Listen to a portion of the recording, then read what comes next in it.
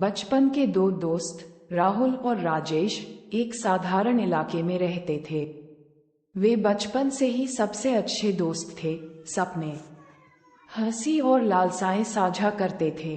दोनों मध्यम वर्गीय परिवार से थे और रोजी रोटी के लिए संघर्ष करना पड़ता था।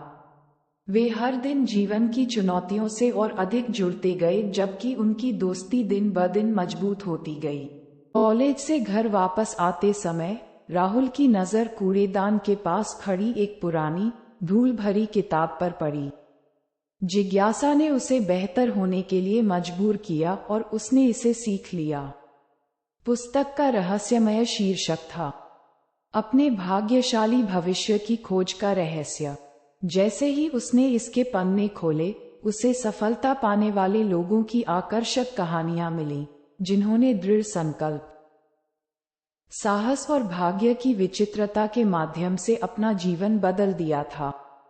ये बात राजेश से साझा करने के लिए उत्सुक होकर वह अपने दोस्त के घर की ओर तेजी से चल पड़ा। राजेश एक व्यवहारिक और विवेकशील युवक, पुस्तक के दावों पर संदेह करता था, लेकिन राहुल के उत्साह की भावना का समर्थन करता था। दिन बीतते गए, जबकि राहुल किताब के नियमों का पालन कर रहा था। उसके मन में एक अजीब विचार आया, जिसके बारे में उसने सोचा कि यह उसके जीवन को हमेशा के लिए बदल सकता है। पर्यावरण अनुकूल उत्पादों के आविष्कार के विचार से प्रेरित होकर उन्होंने एक अभिनव सौर ऊर्जा संचालित मोबाइल चार्जर डिजाइन किया। आशा की एक झलक के साथ उसने अपना विचार राजेश के साथ साझा किया, जिसने इस विचार से मिले अवसर से प्रभावित होकर उसे पूरी ताकत से काम करने के लिए प्रोत्साहित किया। अपना ध्यान भटकाने की इच्छा न रखते हुए राहुल ने लगन से खुद को इस परियोजना में झोंक दिया। किसी भी उद्यमशीलता प्रयास के साथ भी रुचिरा आई। अल्प पूंजी वाले दो युवाओं के लिए संबंधित निवेशकों से धन जुटाना एक कठिन काम था। फिर भी वह कायम रहे। अनगिनत दरवाजे खटखटाए, हर मौके पर अपने विचार पेश किए और आखिरकार अथक प्रयास के बाद एक आग्रही निवेशक से एक छोटा सा निवेश प्राप्त किया। राहुल और राजेश की यात्रा में कोई रुकावट नहीं आई। प्रारंभिक प्रोटोटाइप कई तकनीकी चुनौतियों के साथ आए थे और सुधार की राह पर जीवन कठिन था। फिर भी उन्होंने हार न मानने का फैसला किया और अपनी गलतियों से सीखा। धीरे धीरे लेकिन लगातार उनके सौर ऊर्जा से संचालित मोबाइल चार्जर ने आकार ले लिया। इसी बीच किस्मत ने राजेश के साथ अलग ही खेल खेला। उन्होंने कंप्यूटर साइंस में पढ़ाई की और एक प्रतिष्ठित टेक फर्म में उच्च वेतन वाली नौकरी प्राप्त की। उन्हें वित्तीय स्थिरता मिली। कुछ हफ्ते बाद जहां राहुल का प्रोडक्ट निवेशकों का ध्यान खींच रहा था, वहीं दोस्तों की मेहनत रंग लाई। सौर ऊर्जा से चलने वाले मोबाइल चार्जर को इसकी वैज्ञानिकता और व्यवहारिकता के कारण जनता द्वारा खूब सराहा गया है।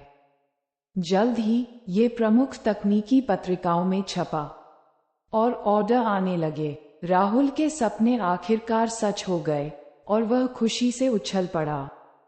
जैसे जैसे महीने बीतते गए, राहुल का व्यवसाय बढ़ता गया और उन्होंने अपनी सफलता का उपयोग अपने समुदाय के उत्थान के लिए किया। इस बीच राजेश को मिश्रित भावनाओं का सामना करना पड़ता है।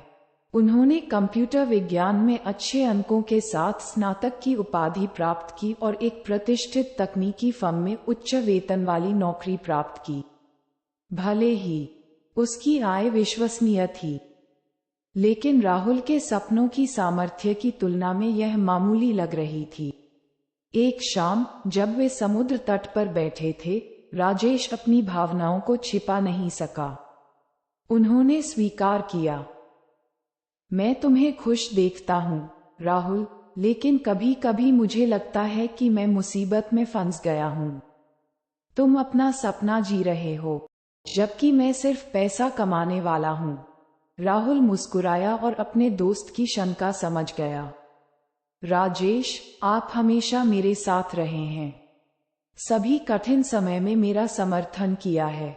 आपके साथ मेरे सपनों के बिना मैं वह नहीं हूँ जहाँ मैं हूँ। आपकी नौकरी बहुत चमकदार नहीं लग सकती है, लेकिन आप अपनी तकनीकी क्षमता के माध्यम से भविष्य को आकार दे रहे हैं। अपनी अंतरात्मा का सम्मान करें। राजेश ने राहुल की बातों पर विचार किया और उन्हें उनमें सच्चाई का एहसास हुआ। वह भले ही उद्यमी नहीं बन सके, लेकिन उनकी तकनीकी क्षमता भी एक तरह से भविष्य को आगे बढ़ा रही थी। अपने रुके हुए करियर में भी उन्होंने अपने तरीके से भविष्य बनाया।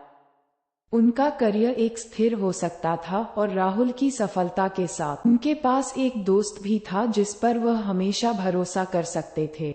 वे एक साथ मिलकर अपने भविष्य का जश्न मनाते हैं, एक दूसरे के अद्भुत पथों का जश्न मनाते हैं।